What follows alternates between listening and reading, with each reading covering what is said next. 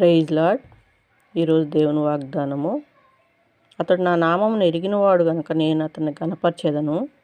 అతడు నాకు మొరపెట్టగా నేను అతనికి ఉత్తరం ఇచ్చేదను. శ్రమలో అతనికి నేను తోడైయుందును. అతన్ని విడిపించి అతన్ని గొప్ప చేసేదను. దీర్ఘాయు చేత నేను అతన్ని తృప్తిపరచెదను. నా రక్షణ అతనికి చూపించెదను. దేవుని నామానికి మహిమ.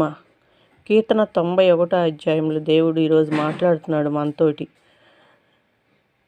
యేసయ్యను కేవలం ఎరిగితే చాలు. యేసయ్య మన పక్షాన ఉంటాడు, మన శ్రమలో తోడై ఉంటాడు, మనల్ని విడిపిస్తాడు, దీర్ఘాయుతో నింపుతాను అంటున్నాడు.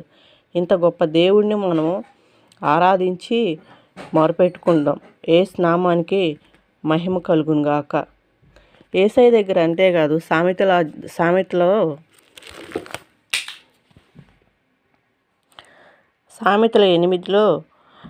17-18లో నన్ను ప్రేమించు వారిని నేను ప్రేమించుచున్నాను, నన్ను జాగ్రత్తగా ఎదుకువారిని నన్ను కనుగొందురు.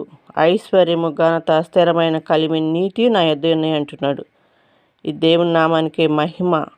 ఐశ్వర్యము, ఘనత, స్థిరమైన కలిమి, నీతి ఇన్ని కలిగి ఉన్న యేసయ్య పాదాల చెద్ద చేరి యేసయ్యను ఆరాధిద్దాం. యేసు నామానికి మహిమ కలుగును గాక. Please subscribe.